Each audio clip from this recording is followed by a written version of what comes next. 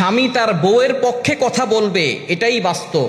কেননা আপনার মায়ের পক্ষে আপনার বাবা কথা বলে, আপনার ভাবির পক্ষে আপনার ভাই কথা বলে, সুতরাং আপনার স্ত্রীর পক্ষে আপনি কথা বলবেন, এটাই হচ্ছে চিরন্তন সত্য। কেননা কোনো স্বামী যদি তার স্ত্রীর পাশে না দাঁড়ায় তাহলে সেই স্ত্রীটা কার কাছে যাবে?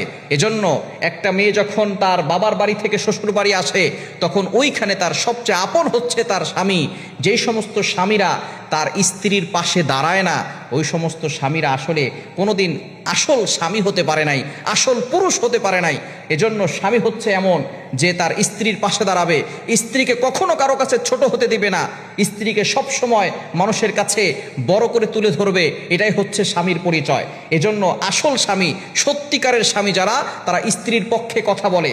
কেননা আপনার স্ত্রী খারাপ হলেও আপনার স্ত্রী যদি অনেক খারাপও হয় তারপর আপনার স্ত্রী, আপনি আপনার স্ত্রীর পাশে দাঁড়াবেন। কেননা আপনার মায়ের পক্ষে আপনার বাবা কথা বললে, আপনার ভাবির পক্ষে আপনার ভাই কথা বললে, আপনি কেন আপনার স্ত্রীর পক্ষে কথা বলতে পারবেন না?